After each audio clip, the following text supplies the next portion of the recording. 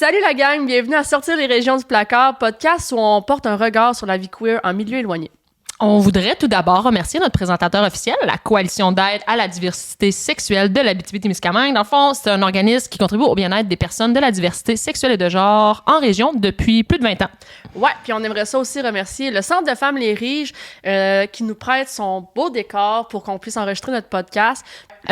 Aussi, l'épisode d'aujourd'hui est une présentation de Imprimaction 2000. Imprimaction 2000, dans le fond, c'est une entreprise témiscabitibienne qui fait de l'imprimerie, de la communication graphique, des objets promotionnels. Donc, merci Imprimaction 2000. Ouais, puis aujourd'hui, on est en Abitibi-Témiscamingue. On reçoit Julie Fortier puis Étienne Ménard.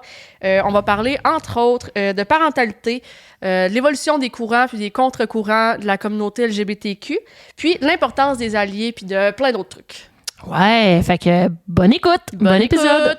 De l'Abitibi à la Gaspésie, en passant par les îles et la côte nord, on s'est dit que tôt ou tard, il faudrait sortir les régions du placard. Bienvenue au podcast Sortir les régions du placard, le podcast où on s'intéresse à la vie queer en milieu éloigné. Avant de tomber dans le vif du sujet, là, j'aimerais juste que vous vous présentiez nom et pronom, s'il vous plaît. Je commence. Oui. Donc, Julie Fortier, j'ai un nom de famille également. J'utilise le pronom « elle ». Moi, c'est Étienne Ménard, pronom « il ». Parfait. Julie, tu es directrice de la Coalition d'aide à la diversité sexuelle. Puis si je me trompe pas, tu as passé pas mal toute ta vie en région. Comment tu dirais que la région, c'est inscrit ou s'inscrit dans ton parcours en tant que personne queer, que ce soit autant au niveau de ta job que dans ta vie personnelle? C'est assez large comme question, là, mais plutôt qu'on part avec ça. Écoute, tout ce que tu viens de nommer, c'est vrai. Donc, Jean, je suis directrice à la Coalition d'aide à la diversité sexuelle. Puis, en fait, comme tu le dis, j'ai toujours habité ici, donc je suis pas native, là. Je suis née à l'extérieur du Québec, mais je suis revenue, j'avais 2 mois, donc rapidement, je suis devenue une Témiscabitibienne, puis j'ai jamais habité à part voyager, donc je pense que ça s'inscrit, naturellement, puis presque dans mon ADN, comme on dit, là. Ça fait vraiment partie de moi de façon très, très, très collée à fond, finalement. Super. Puis ça fait 4 ans que tu es directrice? Oui, c'est ma 4e année. Puis, est-ce que tu étais quelqu'un de militant déjà d'emblée? Qu'est-ce qui t'a motivé à devenir directrice de la coalition? C'est vraiment un concours de circonstances, là. Moi, j'ai un parcours d'intervention, de militante aussi quand même, mais je suis un peu cyclique dans mes jobs, là. J'aime me promener d'un à l'autre, d'un emploi à l'autre, et beaucoup dans le milieu de la restauration, dans le milieu de l'alimentation. Fait que j'ai fait des longues périodes dans le communautaire. Après ça, je suis allée travailler en restauration. J'ai même ouvert un resto qui avait une petite tangente aussi sociale, d'une certaine façon. Là. On avait toujours un nouveau menu à chaque mois avec un nouveau pays à l'honneur. Donc, on allait chercher un peu les coutumes de ce pays-là. Fait que, c'est sûr qu'il y a tout le temps une petite touche, je pense, sociale dans mes... Ça, c'est quand même des choses assez à l'opposé, là. C'est des antipodes, mais tu reviens toujours aux racines un petit peu avec des choses qui tiennent à cœur tes valeurs. Oui, absolument. Puis là, c'est ça. Après ça, je suis allée faire un saut en boucherie, donc j'ai travaillé aussi dans le milieu alimentaire.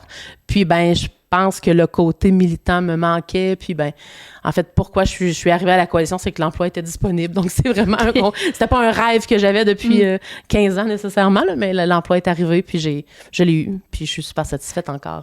Juste maintenant. par curiosité, ça fait combien de temps que ça existe, la coalition en région? On est presque dans la 20e année. OK, ça fait un bout donc quand ça même. fait vraiment longtemps, oui. Puis de façon plus officielle, constituée en tant qu'organisme communautaire, mais je pense que ça doit faire près de 25 ans qu'il y a des intervenantes qui se rassemblent autour d'un comité, d'une espèce de collectif pour réfléchir à la question des personnes de la diversité sexuelle et de genre en Abitibi-Témiscamingue. Mais officiellement, la coalition 20e année, bientôt, là, on va devoir préparer son anniversaire. D'ailleurs, rappelons-le, la coalition est le présentateur officiel du podcast. Oui, donc, merci la coalition. Merci la coalition. De nous encourager comme ça, on est vraiment contents. On est super fiers d'être liés avec vous autres pour ce projet-là. Nous aussi. Mais pour les gens qui ne savent pas ce que c'est, la coalition, c'est quoi le rôle, la mission de cette organisation? On a une mission quand même hyper large, mais tu sais, ton café était chaud. Ça va? Oui, ça va. Tu peux continuer.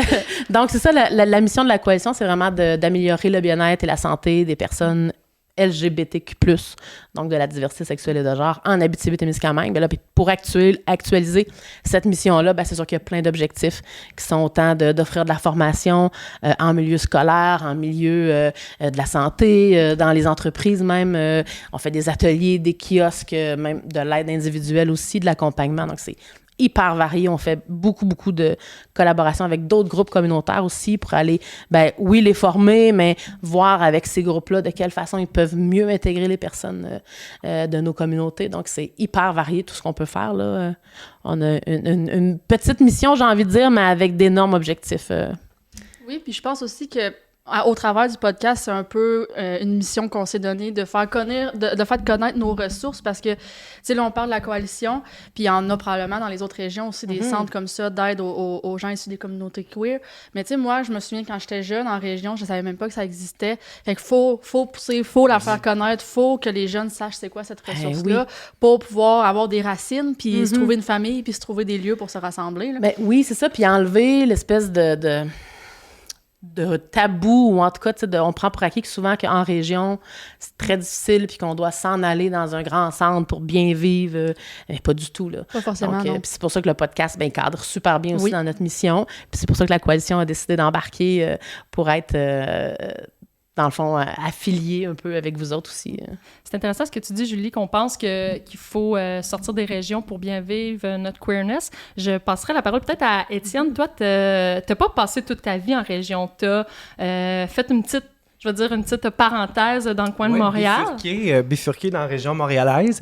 Je fais partie des statistiques de retour en région aussi, puis j'en suis très fière quand même parce que, effectivement, quand on se rend compte des ressources qu'on a ici, puis de toute la vie queer qui se passe en région, peut-être regard que j'avais moins en quittant vers les grands centres, ben on se rend compte que sur bien des plans, on n'a pas grand-chose à envier là, en fait, c'est différent. Ça se compare pas, là, c'est juste très différent.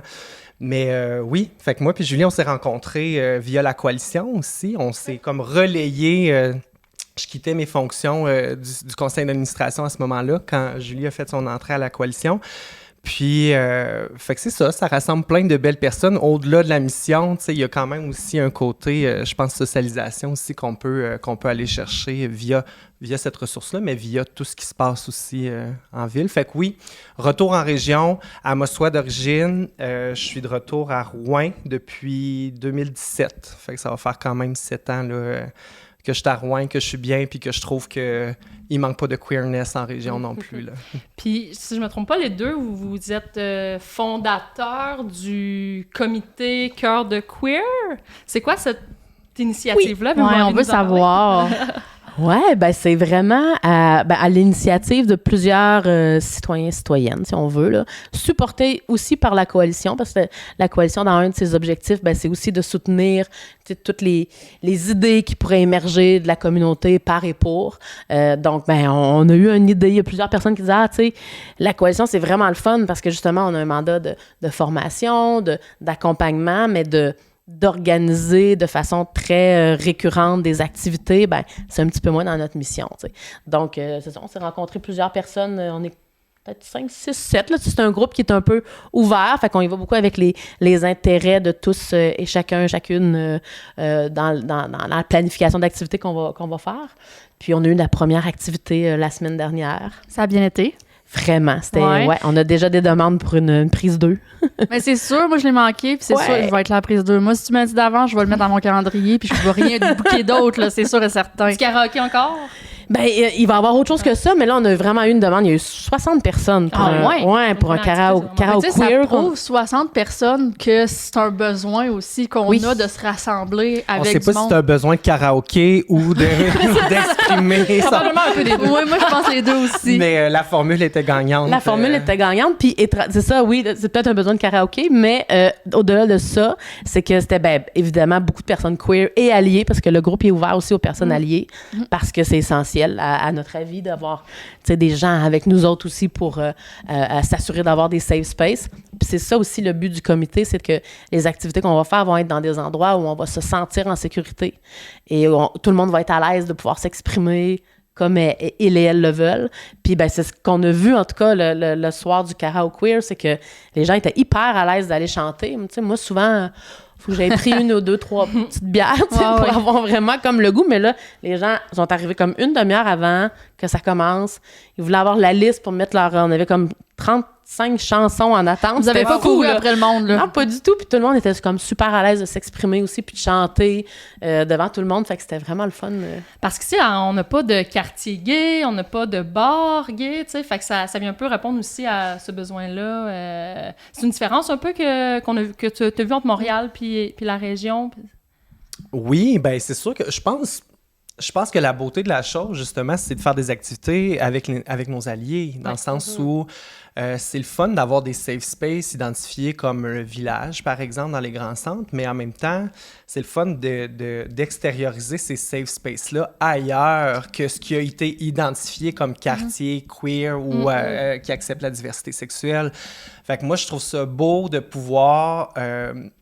pratiquer toutes sortes d'activités, en fait, de participer à peu importe ce que tu as envie de participer, puis à pas sentir que tu pourrais être discriminé ou que tu sais, de pas se priver parce que c'est pas identifié spécialement un endroit pour la diversité sexuelle. Ben, c'est qu'on aimerait ça se sentir en safe space partout. Ça serait l'idéal. Ça serait, puis peut-être que c'est utopique dans certains milieux, mais en même temps, je le répète, je pense qu'en région, c'est pas vrai que c'est synonyme de malheur ou de j'ai pas de réseau, puis j'ai pas d'activité, puis tu sais, je pense qu'au contraire, on sait peut-être qu'il y a peut-être moins de choix, justement, fait que ça rassemble, une activité va rassembler peut-être des personnes qui se seraient jamais rassemblées dans quelque chose qui offre un plus gros bassin d'activité. Ben, je pense aussi que, c'est ça, étant en région, peut-être, comme tu dis, il y a moins de choix. C'est peut-être qu'il faut faire plus, prendre l'initiative un peu plus de se créer des occasions. À un moment donné, ça va être une roue qui va tourner aussi, puis il va en avoir plus, puis ça va être plus récurrent. Fait que ça va être connu pour tout le monde. Tu sais, là, à Montréal, c'est qu'il y en a tellement, puis c'est juste une habitude, puis tout le monde peut aller où ce qu'il veut. Mais ici, si on prend l'habitude de le faire aussi, puis de se rassembler, puis de dire, bon, on en organise des choses, puis on se rassemble, les gens, puis on se crée un réseau pour faire connaître ces activités-là, mais je pense que ça va être facile aussi pour tout le monde de se pointer à ces choses-là, puis de se sentir bien. Ça crée organiquement aussi ce réseau-là, que finalement, après ça, c'est comme juste la petite bougie d'allumage, de genre, on réseaute, on trouve des semblables, puis après ça, ben, il y a des amitiés qui se tissent de ça, qui fait qu'on n'est pas obligé de nécessairement aller dans des activités. Ben, c'est ça, c'est comme la bougie d'allumage du beau de la suite des choses. Exactement. Ben oui, puis je pense que ça l'amène un côté communautaire peut-être un peu plus présent que quand c'est relié à un endroit, tu sais, qui est vraiment tagué, bargué, ou en tout cas, tu sais, parce que justement, c'est ce qu'on a besoin, tu sais, au-delà de l'endroit, c'est de créer, tu sais, une communauté. Puis c'est dur des fois à expliquer pourquoi qu'on a besoin de se retrouver entre nous autres, tu sais. C'est pas tout le monde qui comprend. Non, c'est ça, puis c'est vrai que c'est dur à expliquer, mais c'est quand on le vit, comme c'est ça, la première soirée de l'activité qu'on a faite avec Cœur de Queer, juste l'ambiance et on dirait qu'il y a comme une légèreté, le fait de sentir que justement qu'on est en sécurité, qu'on n'a pas besoin d'expliquer aux autres. Tu sais, moi, c'est souvent comme ça, j'essaie de l'expliquer, c'est quand tu es une personne queer, peu importe où tu vas, chez ton dentiste, exemple, des fois, tu vas être amené à être obligé de divulguer, ou en tout cas, tu sais, ta situation, mais qu'une personne hétérosexuelle, exemple, n'a pas besoin. Des micro-coming out. Oui, c'est ça. Fait qu'il y a comme tout le temps une petite cassette qu'il faut qu'il embarque dans des situations qu'on ne devrait pas avoir à faire, tu sais. Fait que d'être dans un endroit comme ça avec plein d'autres personnes queer, ben là, t'as pas besoin de la partir. Ouais, c'est ça. J'ai aimé ton terme micro-coming out. Ben, c'est qu'on en fait, il y en a qui font des coming out, il y en a qui en font pas, il y en a qui en font des officiels, mais veut pas, quotidiennement, on est tout le temps un peu obligé de faire des micro-coming out parce que les gens assument qu'on est hétéro, tu sais. Puis on peut pas leur en vouloir, mais c'est une réalité, tu sais. Oui, dans des situations justement hyper banales de, tu sais, chez le garagiste, exemple. Oui. C'est ton chum va venir chercher le chum. C'est ça. Non, c'est ma blonde. Ah, ouais, ben, c'est tout le temps ça. Il y a comme, il y a un côté fluide, naturel qui est comme tout le temps bloqué, on dirait. Ouais. Parce qu'il faut qu'on se dise, est-ce que je vais être est-ce que ça va être bien accueilli, si je le dis, tu sais. C'est ça, on ne sait jamais si c'est un contexte sécuritaire pour qu'on fasse ce coming out-là. Oui, puis moi, ce que je trouve, puis on dirait que je m'en rends plus compte depuis quelques mois, je sais pas pourquoi, mais plus que je vieillis, plus que ça me suit encore, tu sais, ça fait comme plus que 25 ans, exemple, que j'ai fait mon coming out officiel. Puis on dirait qu'à tous les jours, j'ai quand même cette petite cassette-là dans certaines situations. Puis je suis super assumée. Tu sais, de par mon emploi aussi, ben c'est sûr que j'ai le tag diversité sexuelle et de genre. Tu sais, je fais... De par mon emploi, c'est comme si je faisais un coming out tout le temps quand je dis où je travaille. En même temps, il y a seulement des personnes queer qui travaillent à la coalition? Ben, présentement, je suis la seule à travailler, donc... Donc, oui, le problème. Mais c'est sûr que si, quand je dis où je travaille, ben, tu sais, les gens font Des associations. C'est ça, c'est pas un critère d'embauche. Non, c'est pas sur ton CV, ça doit pas être coché, mettons, lesbienne. Non, c'est ça. Mais les gens, quand même, prennent ça pour acquis. Assume, ouais. Ouais, puis ça non plus, je m'en étais pas rendu compte. Puis un jour, j'ai fait une entrevue pour un magazine, là, je sais pas trop. Puis la personne, elle m'a dit, ouais, mais là, depuis que tu travailles à la coalition, tu fais un coming out tout le temps, tu sais. Ah ouais? Ouais, je l'avais pas comme ça se fait un peu de manière inconsciente. Tu sais, on les compte plus, ces micro-coming out-là, mais en même temps, on vient qu'à les compter. Je pense qu'il y a des moments où ça ne nous tente pas nécessairement de le faire tout le temps. Puis le fait d'être placé devant cette décision-là de je corrige-tu la personne, je le dis-tu, je vais-tu là? Souvent, on fait juste comme... C'est un dilemme de plus quand même, tu sais. C'est quand même pas toujours des gros dilemmes, pas toujours des choses qui mettent notre sécurité en péril, mais j'ai-tu l'énergie? Ça me tente-tu d'être militant aujourd'hui? Ça me tente-tu d'éduquer aujourd'hui? Ouais. C'est vraiment intéressant parce que tu es travailleur social, donc tu travailles aussi avec des ados, quel genre de clientèle? Plus avec les ados, mais toute la clientèle jeunesse. Ouais. OK, puis Julie, tu disais que tu faisais des formations dans les écoles et tout. Est-ce que vous le voyez, cette nouvelle génération-là, évoluer ou tu sais, comment ça... Est-ce que vous avez de l'espoir ou... Moi, je trouve que oui. Dans le sens où je veux pas être la personne qui compare déjà la génération suivante parce que je me considère encore assez jeune. Tu sais, dans le sens où j'ai toujours un petit malaise à dire « Ah, les jeunes qui s'en viennent. » le monsieur qui fait attendre les jeunes aujourd'hui. Ça me fait vieillir prématurément. mais je trouve que oui, j'observe, moi en tout cas, de mon point de vue, j'observe un petit peu plus un côté éclaté, un petit peu plus cet espace-là, cet espace-là qui est donné pour l'expression en tout genre, dans tous les sens du terme. Je sais pas si c'est quelque chose que tu observes, Julie, avec la coalition, mais tu sais, il y a quand même peut-être un côté un peu plus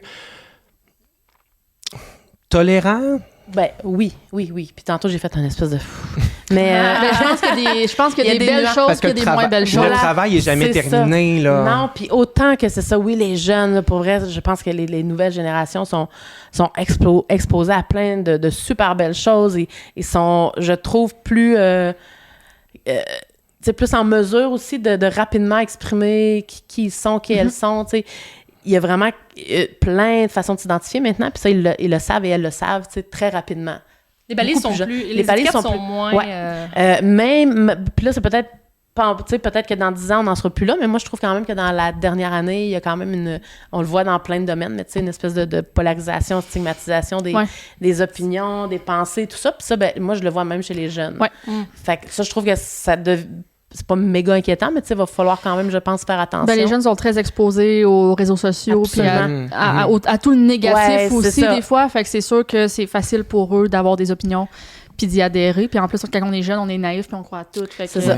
Oui, c'est dangereux. Mais tu sais, je pense qu'au début, quand j'ai commencé à travailler à la coalition, je voyais vraiment tous les jeunes, c'était vraiment cool. Puis même les profs, des fois, ils disaient, ben là, tous les jeunes dans ma classe s'identifient à la diversité sexuelle. Oui, c'est ça. Mais là, c'est plus ça, je pense. Puis là, c'est très, très drastique, on dirait, le changement dans la dernière année.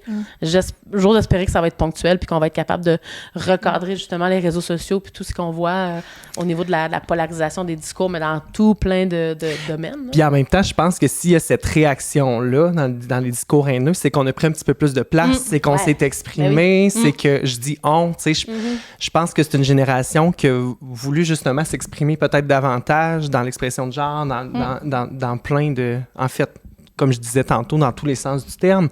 Fait que oui, ça crée peut-être comme un...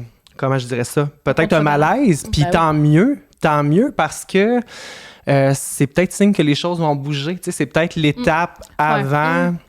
Ces discours haineux-là, c'est peut-être l'étape avant qu'on dise, bon, ben on Un a encore équilibre. du travail à faire, puis il Ouais. faut que ça évolue. Tu sais, Ben puis on oui. est rendu ailleurs, puis on est en 2024, fait que oui, Ouais. c'est un step de plus que la perception de la diversité sexuelle des années 90, mettons. Tu sais, fait que... Parce qu'il y a une énorme différence. Là. Tu sais, moi, au secondaire, jamais qu'on a parlé même d'homosexualité. Mais moi, je veux dire, ça fait exactement 10 ans là, que j'ai gradué, puis on n'en parlait pas non plus, puis ça fait pas si longtemps que C'est ça. pas de la là. même génération non plus. Non, là, non, fait c'est ça. qu'imagine. Puis on n'en parlait pas du tout. Ouais. Il y a tu sais, à mon école, il y avait un couple de femmes lesbiennes. Et je crois qu'il était peut-être 1 an plus jeune que moi, mais c'était tout, là. Puis j'avais jamais entendu parler de quelqu'un d'autre. Peut-être qu'avoir eu des modèles, puis avoir eu d'autres mondes, puis que ça aurait été quelque chose qui était commun, fréquent à l'école, j'aurais peut-être fait mon coming out plus tôt. Mais là, j'étais comme... Je regardais les autres, puis je me disais, ben, c'est qui la lesbienne ici? Finalement, après 10 ans, je me suis rendu compte que c'était moi.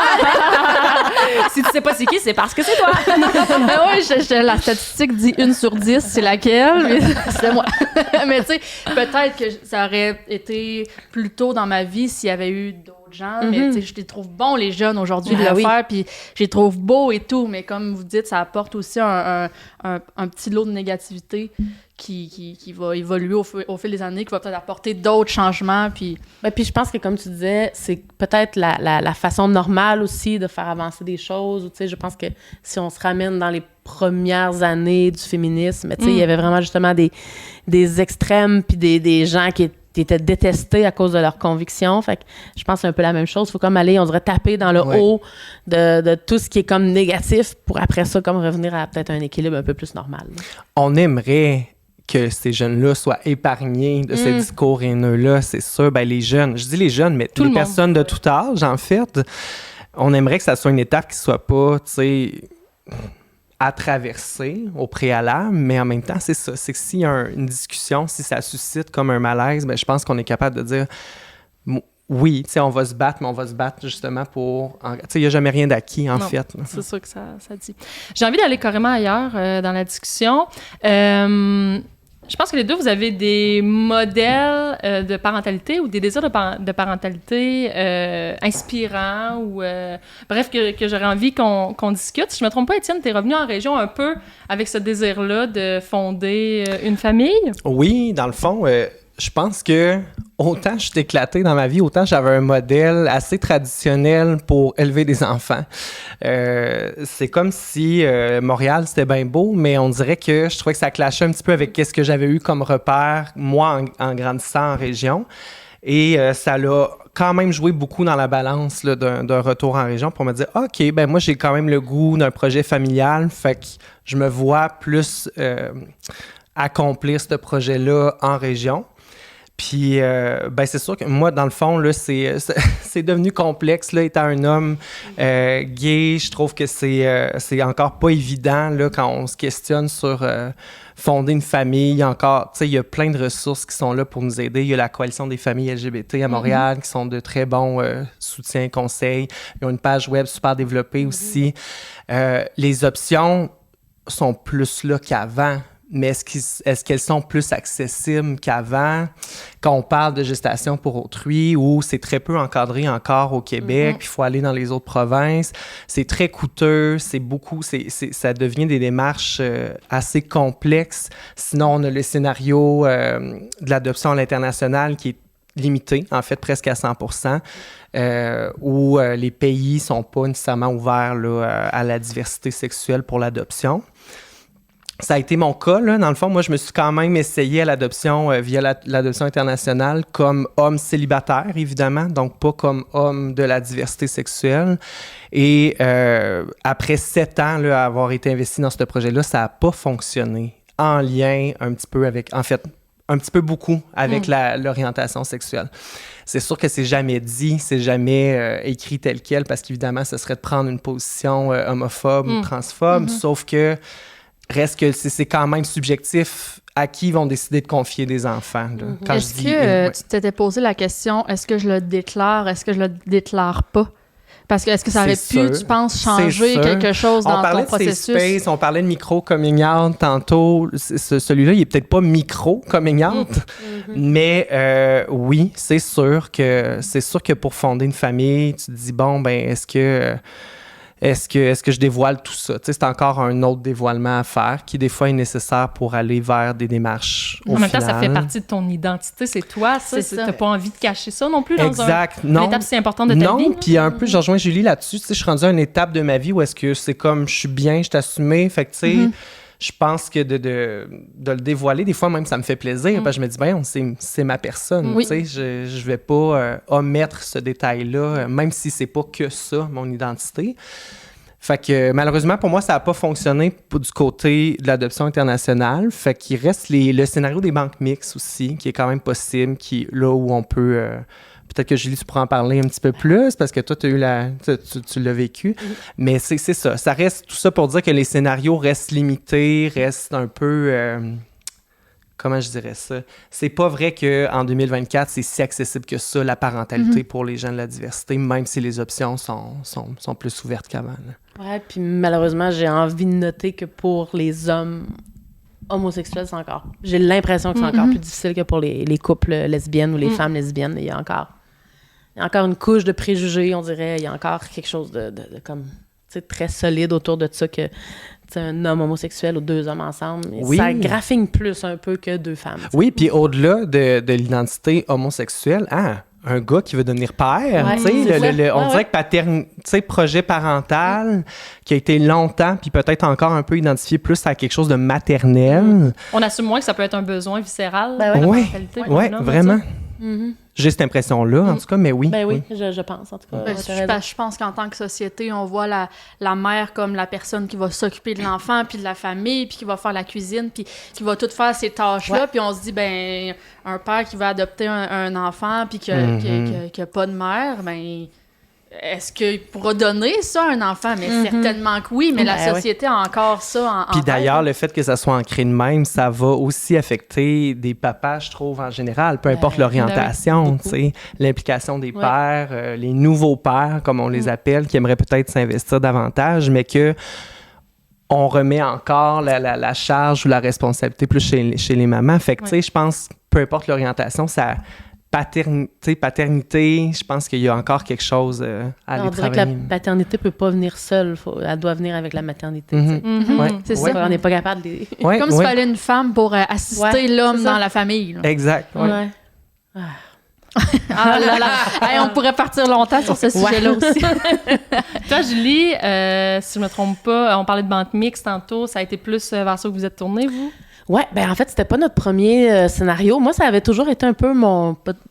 Tu sais, je me disais, peut-être là, la journée où je vais vouloir avoir des enfants ou une famille, les centres jeunesse pourraient être une option. Mais avec la blonde que j'avais à la période où j'ai ultimement entamé le projet d'avoir une famille, on a commencé par des inséminations artificielles, là, donc à l'hôpital avec tout le processus, parce que en région, c'est quand même relativement accessible aussi Ouais, je pour me demandais. les femmes. On n'a pas C'est besoin ça. de se C'est déplacer ça. nécessairement dans les grands centres. Non, c'est ça. Ben, pour tant qu'il n'y a pas procréation de assistée. conditions médicales tu sais, problématiques reliées à ça, il y a quand même... je pense que là, maintenant, ça a diminué. Il y a eu un moment où c'était un petit peu plus d'essais gratuits. OK. Je pense que c'est... Je ne veux pas dire n'importe quoi devant la caméra, donc... Ouais. Mais la Coalition des familles LGBT peut vous renseigner facilement là-dessus. Là. Donc, il y a quand même une partie aussi qui est offerte gratuitement. Là, c'est sûr que ça prend... Il faut trouver un médecin et tout ça. Il faut comme rentrer dans la machine médicale. Là. Mais c'est accessible en région. En tout cas, nous, on était à Rouyn-Noranda, fait que c'était quand même relativement facile. Puis, il y avait une ouverture aussi quand même, tu sais, du personnel du centre de santé, tout ça, là, même au fait qu'on soit deux femmes. Fait que, on n'a pas vécu non plus de frein ou d'embûches par rapport à ça. Vous n'êtes pas senti discriminé dans ce Non, processus-là? pas du tout, ouais. Mais j'entends d'autres situations des fois que oui. Fait que, tu sais, c'est vraiment... Ici en région? Ouais, tu sais, Ok. fait que mais ça reste... Tu sais, on fait affaire avec des personnes qui ont leurs préjugés, leur bon côté, leur mauvais côté. Fait que, tu sais, des fois, je pense que ça tombe. C'est variable selon l'ouverture de la personne Ben oui. qu'on rencontre. Ben, c'est ça, effectivement. Fait que là, ben, ça n'a pas marché. On n'a pas réussi à concevoir un enfant biologiquement. Mais c'était bien correct parce que on s'est tourné vers la banque mixte qu'on appelle, donc qui est le projet de famille d'accueil là, via les centres jeunesse. Donc, c'est comme ça qu'on a eu notre enfant. Puis ça, est-ce que c'est un processus sur le long terme, la banque mixte? Ouais, ben c'est ça, mais ça aussi, il y a différentes façons. Tu sais, la banque mixte, grosso modo, c'est que tu accueilles un enfant en famille d'accueil. Puis, ben ça va souvent se terminer par un placement jusqu'à la majorité de l'enfant. OK. Puis, ça peut aussi se transformer en adoption.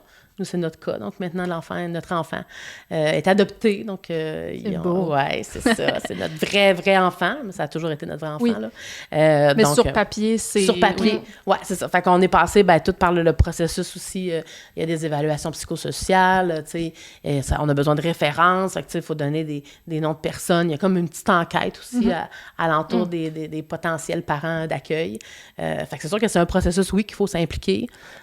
Puis, il faut démontrer d'une certaine façon qu'on est des bonnes personnes pour pouvoir accueillir et accompagner un enfant qui vient quand même, tu sais, d'une certaine façon avec un background qui est pas idéal nécessairement pour le développement optimal d'un enfant. Fait que c'est sûr qu'il peut avoir aussi tu sais, on peut s'embarquer dans un processus, tu sais, où on va avoir justement à mettre, tu sais, beaucoup d'énergie puis à s'investir à fond dans ce projet-là.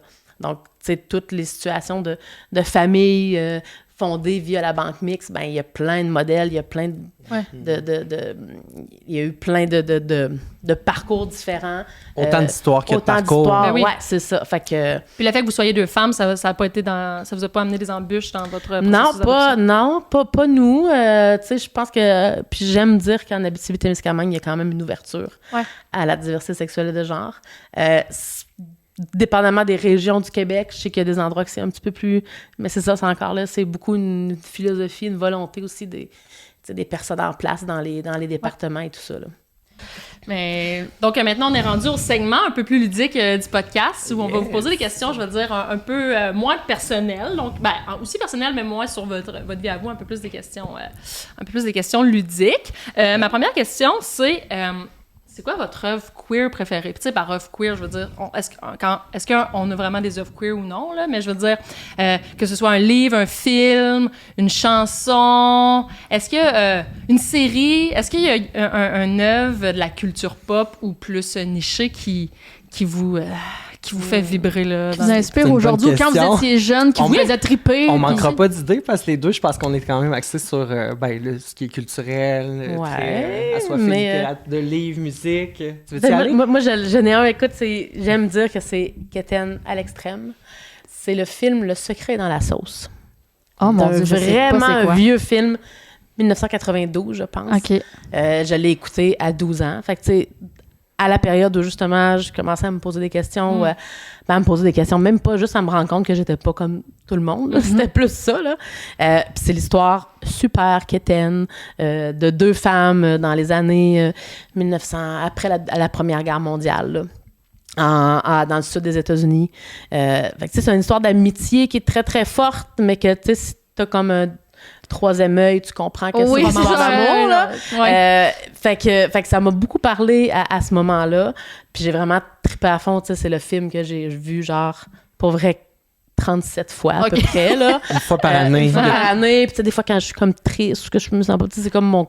C'était quand même avant-gardiste pour l'époque. Absolument, ouais, c'est ça. Fait qu'allez voir, pour vrai, là, il existe encore. Là. Est-ce qu'il te faisait triper parce que tu t'y rattachais un peu? Oui, je m'identifiais au bout. Puis tu sais, c'est une période que j'aime beaucoup aussi, là, dans le sud des États-Unis, tu sais, début du siècle. Là. Il y a vraiment quelque chose de, je sais pas, de chaleureux, de réconfortant. Puis c'est ça, j'ai tellement trippé. Après ça, j'ai lu le livre en français, en anglais, puis... Je me suis même pété un trip aux États-Unis en char tout seul. C'est vrai? Pour descendre jusqu'en Géorgie pour aller voir parce que ça se passe dans un resto. Puis je suis allée dans le resto où ça a été filmé. Fait que, c'est ça qui t'a donné le goût de te lancer en restauration? T'étais-tu relié à la phase de... Peut-être inconsciemment, là. Fait que, mais j'ai fait mon trip de char après avoir parti de resto. Fait que finalement, toute la diversité sexuelle et de genre, tout ce qu'il y a par rapport à ça, puis la restauration, ça part tout de là. Ça part tout de là. Le secret dans la sauce. C'est ça, c'est super quétaine. Ah oui, mais en tout cas, écoutez, là, c'est un petit film réconfortant. Ben, je vais le mettre à ma liste de films. Oui, c'est ça. Puis tu sais, les clichés, mais c'est ça, tu sais, je l'ai écouté avec mes parents, puis mes parents probablement qui ont zéro compris là, que c'était deux filles en amour. Là, tu sais. Je pense qu'il faut, c'est ça, pour que ça nous parle. Parce qu'il y a rien d'explicite. On voit pas les femmes s'embrasser, non, on voit tu sais, mais rien il y a de... Tu sais, puis peut-être que ça peut être aussi une amitié. Tu sais, c'est comme entre les deux. Il Là. joue sur la ligne. Ben, là. puis c'est le genre de film que tu écoutes avec tes parents puis t'es pas malaisé. Tu sais, surtout quand t'es en questionnement. Puis Puis je me rappelle, dans ce temps-là, on allait encore louer des cassettes de films Ouais. au club vidéo. Puis là, j'avais choisi celui-là, puis je l'ai réécouté le lendemain. C'est jusqu'à temps parce qu'on C'est peut par les avoir hasard, 3 tu l'as jours, découvert. je pense, c'est par hasard, ouais. Wow. ça a été là les 37 fois dans le même fait. Ouais, c'est ça. J'ai pété le tape. Ben, on mettra le nom du film là, dans notre petit descriptif d'épisode. Notre ami Gab, il va nous mettre ça. Hein, Gab? Ouais. Fait que le secret dans la sauce ou beignet de tomates vertes aussi, ça dépend là, s'il est doublé en franc, en France. Oh, mon Dieu. Ça, c'est traduction. c'est le titre en français? Ouais. Wow, Ok. c'est super. Tu l'écoutes pas pour le fun, là, si t'as comme pas le cue, là. Toi, Étienne? J'ai le goût d'aller dans les classiques aussi. Moi, 2005, c'était vraiment une bonne année pour moi. Il y a eu la sortie de Crazy de Jean-Marc Vallée, ouais. quand même, Ah ouais. qui est... que j'ai regardé avec mes parents puis que j'étais très malaisée tout le long, mais qu'en même temps, j'étais comme, moi, je voulais voir ce film-là aussi. On avait tellement parlé. Un chef-d'œuvre. Et la même année, il y a eu Souvenir de Brokeback Mountain Ouais. aussi. La Quand même année, OK, je me suis... Ben, si je me trompe Ben, ça pas, se me peut. semble que c'était une bonne année pour ma découverte queerness. C'est ça, est-ce que tu étais out à ce moment-là? Tu regardais tout ça À en moitié, disant... partiellement, avec les amis, ok. avec la famille, peut-être c'est arrivé plus tard, là, mais oui, comme je parlais tantôt du fameux malaise, tu sais qu'il y a des modèles à la télé ou dans une série, mais que tu fais semblant que tu t'attaches pas vraiment à ce modèle-là. Quand c'est les scènes avec ces personnages-là, tu fais comme si t'es Ça me concerne désintéressé. pas. Voyons, c'est quoi ça? Mais on le réécoute le lendemain. Fait que, ouais, il y avait ça. Je peux pas mettre de côté tout le phénomène Dolan aussi, qui est arrivé un petit peu plus tard, mais quand même, on dirait que ça me dérangeait pas que ça soit lourd, que ça soit comme... Je trouvais que c'était bien amené quand même, puis ouais, quelques-uns de ces films aussi, je pense que ça a été bien marquant, là. C'est que c'était pas mal dans les films, sinon... C'était plus des films, vous. Ben, sinon, côté musique, en ce moment, j'aime beaucoup Orville Peck, cowboy masqué, qui se réapproprie beaucoup l'espace, un espace assez macho quand même. OK, Ouais. je dois avouer que je le connais pas. moi non plus. Orville Peck, ouais, Ok. qui, c'est une nouvelle découverte pour moi, là, fait que c'est... mais je trouve ça le fun, tu sais, de voir justement cet espace-là devenir un petit peu plus queer via ses chansons. Puis sinon, c'est pas mal ça, ouais. Si vous pourriez aller en date ou être ami avec une personnalité publique Ah ouais, ça, c'est queer, Mhm. ça serait qui? Puis nos limites, là, ça peut être Au une Québec, superstar aux États-Unis comme... quelqu'un de l'autre bord c'est ça. de l'océan, n'importe qui. Moi, là, si Édith Piaf est encore en vie en 2024... ce serait Édith Piaf, en fait, Édith parce Piaf. que, tu sais, il y a comme des rumeurs, Oui. tu sais, Oui, bon, oui. c'est comme flou, mais clairement qu'elle était queer, là, tu sais, puis c'est un autre... j'ai pas mal trippé aussi sur Édith Piaf, là, je trouve que c'est une personne qui était vraiment comme, justement, éclatée. Je suis même allée jusqu'à Paris pour... Non, je suis pas allée à Paris pour ça, mais tu sais, je suis allée sur sa tombe. C'est des affaires qu'on fait jamais, genre... Elle trippe, puis elle va partout. T'en fais des voyages sur des inspirations queer. Mais c'est ouais, fait que je pense que ça serait elle. Mais il y en a plein d'autres, mais... Mettons je trouve ton que- top 3 de Celebrity Pass, là. Édith Piaf en premier. Ouais, qui d'autre? C'est dur. Ouais. C'est Juste ça. Édith Piaf. Juste C'est Édith bien Piaf. en masse. T'as juste... OK, Ouais. parfait. Édith Ouais, Piaf, ouais. parfait. Non, mais oui. Ton idéal. Mais il y en a au Québec aussi, tu sais. Je pense qu'il y a des modèles super positifs, tu sais. Ariane Moffat. Oui. Tu sais, je trouve qu'il réussit à avoir un... Ouais. Tu sais, qui présente un modèle super simple, tu sais, qu'il n'y a jamais de scandale, il n'y a jamais, tu sais, Oui. fait que je trouve que c'est rassurant, tu sais, puis Oui, c'est un c'est modèle vrai. super positif.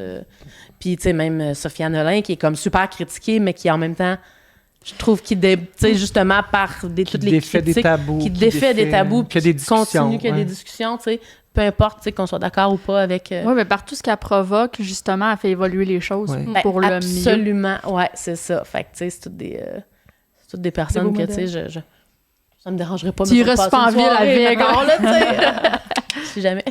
Si jamais, on laisse le numéro à Julie. Non, c'est vrai. On va le faire défiler juste en bas.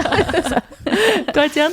Ah ben moi, j'ai définitivement un top 3. Même, Oui. tu sais, je veux dire, la question est vraiment le fun. Pierre Lapointe, il pourrait me sérénader, ça se dit-tu? Sérénader. C'est le sérénader. N'importe quel texte, chanter ou parler. Ou tu te laisserais charmer par une petite chanson piano. là. Ouais. Fait que c'est pas nécessairement une date, mais juste comme... Ben ouais. je pense que... Ouais, ça serait vraiment... ça serait la date idéale. Ça serait Fais pas juste indifférent. écouter. Dans le même registre, Rufus Wainwright aussi. Mais, Je sais pas c'est qui, moi. Ah.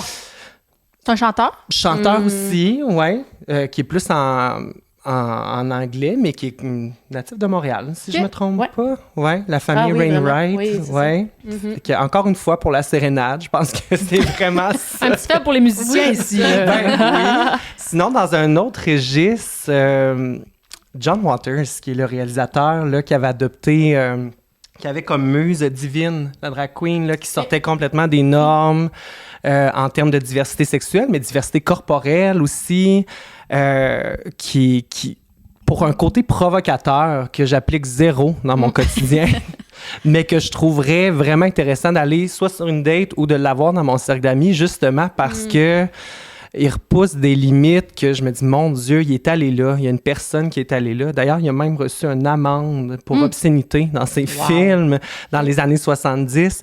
Fait que, tu sais, le fait de pousser les limites comme ça, il y a comme quelque chose de provocateur que c'est ça, que t'oses pas appliquer dans le quotidien, mais que quelqu'un qui le fait à ta place, c'est parfait. Ah, il y en a plein, hein, c'est ça. Mais c'est ça, il y a plein de... Je pense que... Je dis que j'ai pas eu tant que ça de modèles en grandissant, mais il y en avait, c'est juste, c'est ça, faut les trouver. Puis des fois, c'est plus tard qu'on fait les découvertes aussi. Fait que... Que tu te rends compte qu'il y en avait partout autour de toi puis que tu le savais juste pas. Ouais, Si. ouais. Si. Mhm. Puis, est-ce qu'il y a des stéréotypes que vous incarnez ou que vous désincarnez? Tu sais, on veut pas tomber dans les étiquettes et tout, Et mais... que c'est glissant. Ouais, c'est ça. Tantôt, on s'est prêté à une petite pratique, moi puis Dom, puis on en a nommé. Puis là, c'est vraiment ludique, là, parce qu'on sait tout c'est quoi un stéréotype. On n'aime pas ça les vivre nécessairement, mais des fois... les C'est le fun d'en rire aussi. C'est ça. Des fois, Ben ils oui. sont là parce qu'ils viennent d'à quelque part. C'est juste que je crois qu'on en abuse. Mais des fois, on sait qu'on incarne certains stéréotypes. Ben oui, Ouais. c'est clair. Lesquels vous incarnez en premier, puis après ça, lesquels vous n'incarnez pas. Puis des fois, c'est quand même cool d'incarner un stéréotype dans le sens où des fois, c'est des repères. Des fois, c'est des repères, tu sais, de culture queer aussi, tu sais, qui rentrent... Tu sais, la ligne est comme mince entre le stéréotype puis... Une expression de des points toi-même. d'identification auxquels t'adhères, puis t'es comme, ouais, c'est ça nous représente comme communauté queer. Je sais pas, t'avais-tu des idées? En fait, le premier qui me vient à l'esprit, c'est vraiment le stéréotype de la vraie lesbienne. Puis ça aussi, c'est quelque chose, je pense que c'est la quarantaine, je sais pas, mais tu sais, plus que je vieillis, puis là, on dirait quand on dit plus que je vieillis, plus qu'on est vieux puis vieille, quand on dit ça, mais en tout cas, bref. Mais tu sais, c'est ça, très jeune, quand j'ai fait mon coming out, ben tu sais, je suis lesbienne. Puis on dirait que j'ai toujours comme juste surfé là-dessus. Puis, tu sais, la vraie lesbienne qui a jamais été avec de gars, puis tu sais, la lesbienne pure, maintenant. On appelle dans les termes une gold star. Bon, Voilà, il y a un ok. terme pour ça, qui n'a jamais été avec des gars, qui n'a jamais navigué dans ces eaux-là. On appelle ça une gold star. C'est ça, le Puis, stéréotype. ben, en vrai, je me suis mis cette étiquette-là. Tu t'es donné ta petite étoile à Ouais, toi-même. mais sincèrement, puis c'est là que je viens, ou que, tu sais, en vieillissant, ou en tout cas, c'est pas en vieillissant, c'est plus en ayant de l'expérience, tu sais, de la maturité, je me dis, ben, tu sais, est-ce que je suis une vraie lesbienne 100%, tu sais? Je trouve que c'est quoi tellement- une vraie lesbienne? Ben oui, c'est ça, Exactement. tu sais. Puis le ben, lexique évolue, ben, puis oui. les étiquettes sont peut-être moins... oui, puis je les trouve que mêmes. c'est pas un danger, mais tu sais, c'est ça, souvent de se mettre une étiquette. Ouais. Tu sais, on peut s'en mettre une, mais il faut rester, tu sais, puis je dis pas que j'ai passé à côté de ma vie parce que je suis une vraie lesbienne, c'est pas ça, tu sais. Mais je pense qu'il faut garder tu sais, une ouverture, puis de se dire, ben justement, de pas vouloir juste être dans la petite case qu'on s'est donnée. C'est ça, tu sais, est-ce que je peux être lesbienne, mais un petit peu homo-flexible aussi? Ouais, quand c'est ça ça, me tente, puis à tel moment de ma vie. homo-romantique, ça se peut. Oui, Ben, exactement. c'est ce que je trouve le fun pour les jeunes, ou en tout cas, tu sais, le fait qu'il y ait plein de nouvelles façons de Ah, ils s'identifier, peuvent de naviguer termes. dans tu sais. plein de Ouais, trucs s'ils veulent. Oui, c'est ça. Tu sais, on dit que c'est un spectre, là, C'est l'orientation vrai, ouais, sexuelle. vraiment. Il y en a qui vont être plus vers un côté du spectre, d'autres plus vers l'autre, tu sais, fait que... Ça fait du bien d'entendre quand même des nouveaux mots pour décrire Ouais. ce spectre-là, parce que ça ouvre d'autres catégories, justement. Ça ouvre, puis en fait, ça ouvre le fait que tu n'as même pas besoin de catégorie. C'est tu sais. ça. Ben, c'est ça. Puis, tu sais, mais je pense qu'il y a vraiment eu un moment, une période où, tu sais, une lesbienne n'osait même pas dire qu'un gars pouvait être beau, tu sais. Ouais. Oui, c'est vrai. Ouais. Tu sais, alors que là, Sinon, t'es pas une vraie lesbienne. Mais oui, ça. c'est ça. Alors que toutes les réalités sont valides, puis ça fait pas de nous quelqu'un de moins ou de plus homosexuel. Ben non, tu sais. ouais, c'est ça. Tu sais, C'est nous qui décident comment qu'on oui, qu'on puis veut c'est parce que s'identifier. justement, c'est qu'on mélange beaucoup. On parle juste de Ouais. sexualité. Puis ça, Ouais. là, on mélange tout. Fait que si on trouve quelqu'un Ouais. de joli, ben effectivement, obligatoirement, il faut qu'on ait envie d'avoir une Ouais. relation sexuelle. Alors, ça n'a pas rapport, tu sais, du tout. Mais fait que je trouve ça le fun que maintenant, on puisse décortiquer tout ça. C'est Parfait. rassurant d'une certaine façon, je trouve. Fait que Fait c'est que mon Est-ce que stéréotype. t'incarnes Le petit stéréotype qu'on appelle de la Gold Star. Parfait. de la Gold Lequel tu penses que tu désincarnes dans le sens que c'est un stéréotype Hey. puis tu le représentes vraiment pas? Le You Are lesbienne. Ah ouais? Ouais, quand même. Tu sais, ça fait 3 ans que je suis avec ma blonde et on n'habite pas ensemble. Oh! Le you-all de déménager rapidement. Ouais, oui, là, ça, ok. oui, j'allais Oui. donner la petite définition.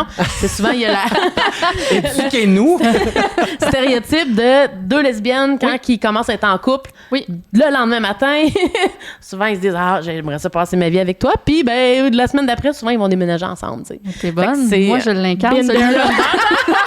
Mais c'est correct! Mais je dis pas que je l'ai jamais incarné. Je pense que plus jeune... puis là, il y a contextuellement aussi, tu sais, le fait que j'ai un enfant. Puis, ben... tu sais, l'autre maman, on n'habite plus ensemble, on n'est plus un couple. Maintenant, on est un couple de mamans, tu sais, mais fait que c'est sûr que le fait d'avoir un enfant à temps partiel, là, entre guillemets, parce qu'on se sépare les tâches parentales avec Amélie, l'autre maman, mais fait que c'est sûr que quand j'ai mon enfant, ben, tu sais, c'est ma petite bulle. Puis, tu sais, ma blonde, elle participe, ils se connaissent, tu sais, on fait des activités les Oui. 3 ensemble, mais on dirait qu'on n'est vraiment pas rendu à cette étape-là, autant elle que moi, de dire, ben, tu sais, on refait un autre comme foyer familial ensemble. Puis j'aime beaucoup, on dirait, l'autonomie aussi d'avoir, tu sais, mes petites affaires, aller ses petites affaires.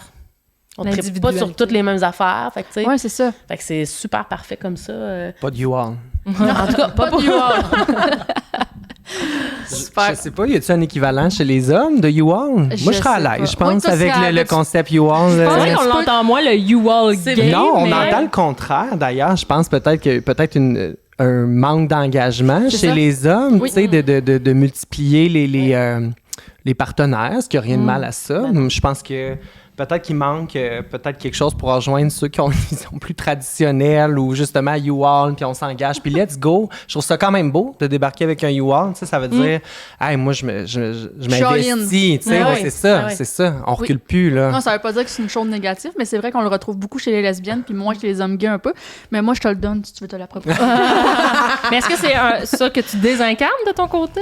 T'aimerais ça? Hey, je pense que le stéréotype des hommes gays qui ont de la difficulté à conduire me fait hésiter à driver un U-Haul. Non, pour vrai, hey, je nourris un stéréotype que je veux pas nourrir mais c'est vrai que moi, ça m'a pris du temps à être à l'aise derrière le volant. Mais je pense que c'est l'intérêt. Je pense que c'est l'intérêt. Moi, je Ouais. savais même pas que c'était un stéréotype. Moi non plus. OK. Moi, je l'ai entendu une couple de fois là, dans la communauté d'hommes, de ouais, on sait bien, hein, les gays, la conduite, c'est pas leur fort. tu sais. Mais je me rends compte, nous, que nos stéréotypes sont beaucoup associés au féminin aussi. Ben, c'est ça.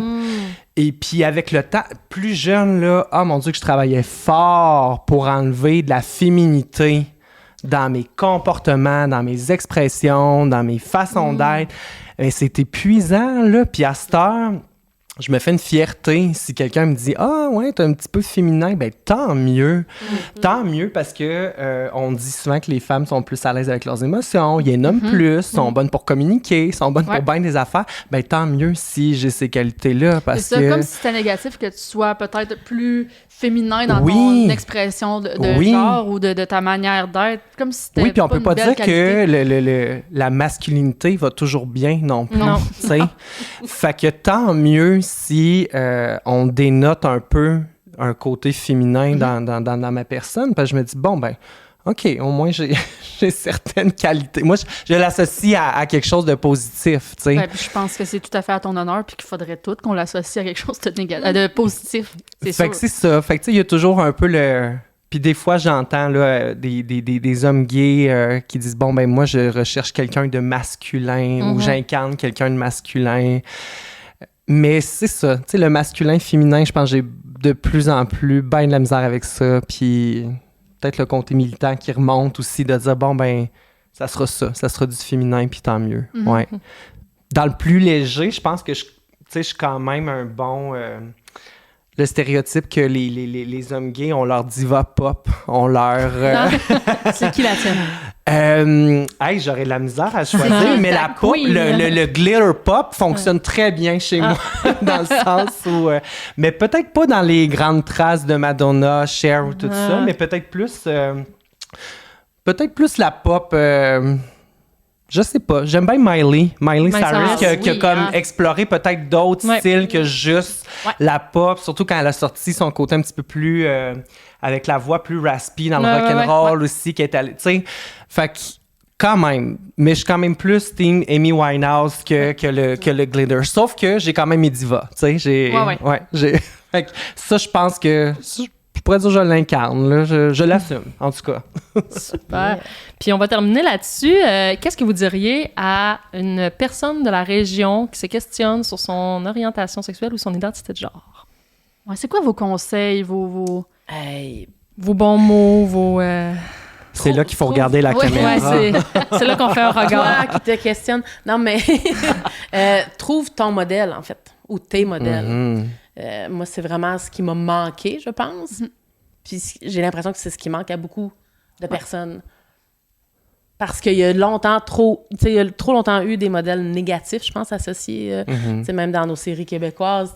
Ou pas représentatifs. C'est ça. Ou beaucoup dans l'exagération. L'exagération, aussi, c'est ça. C'est super valide aussi, mais c'est pas que ça. Il y a différents modèles. Justement, dans les gros stéréotypes aux extrêmes. C'est ça. Oui, puis souvent avec des histoires où ça se terminait mal. Oui, la condamnation que, mon Dieu, tu fais partie de la diversité sexuelle, ça sera pas facile. Ta vie va être difficile, tu sais.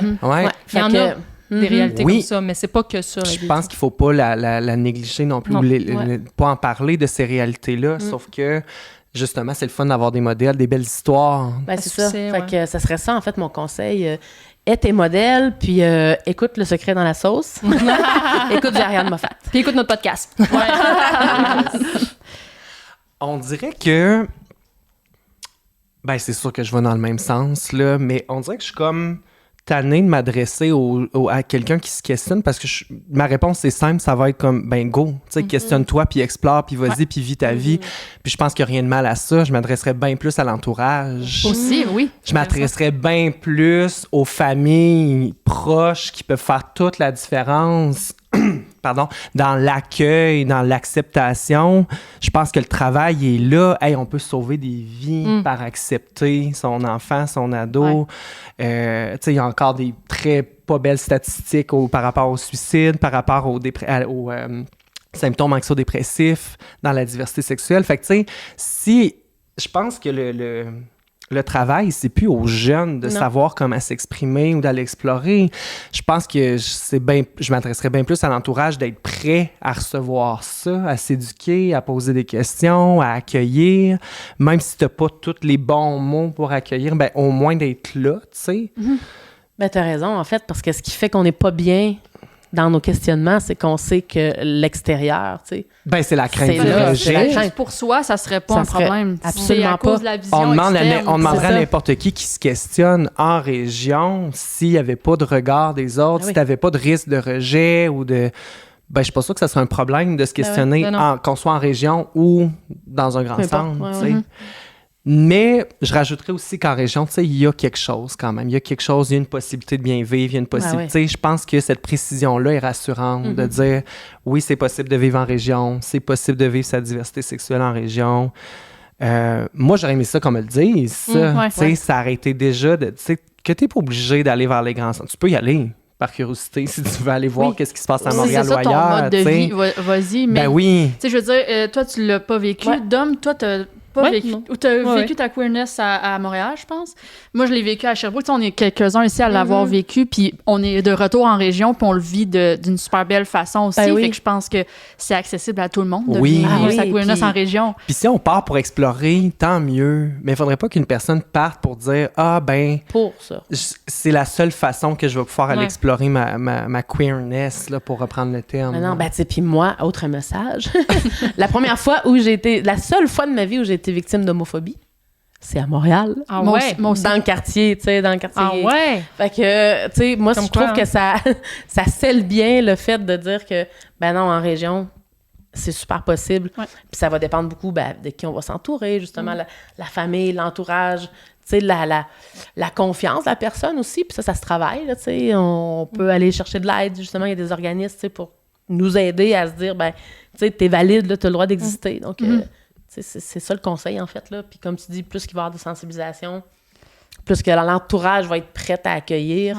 Oui, puis tu sais, de l'aide pour faciliter le questionnement puis tout ça, mais de l'aide, justement, pour cet entourage-là, qui soit outillé à accueillir ça. Ouais. Moi, dans ma tête, c'est comme la clé. De former des bons alliés. Ouais, vraiment, vraiment. C'est la solution, en fait, les alliés aussi. Là. Parce que c'est pas juste le pourcentage des personnes des communautés queer qui vont réussir à se faire accepter. Tu sais, ça va prendre des alliés, ça c'est sûr, c'est inévitable. Là. C'est ce qu'on travaille à faire à la coalition aussi beaucoup. Yes. Ah, je pense qu'on va finir là-dessus, sur ces beaux mots-là. C'est beau, hein? Hey, Julie, Étienne, merci. C'était vraiment Merci le à fun. vous autres. Je suis vraiment contente. C'était vraiment, vraiment le fun. Fait que on vous souhaite une belle fin de journée. Puis Dom, on se revoit dans prochain un épisode. prochain Oui. épisode. À Merci. bientôt. Bye. Au revoir. On s'est dit que tôt ou tard il faudrait sortir les régions du placard.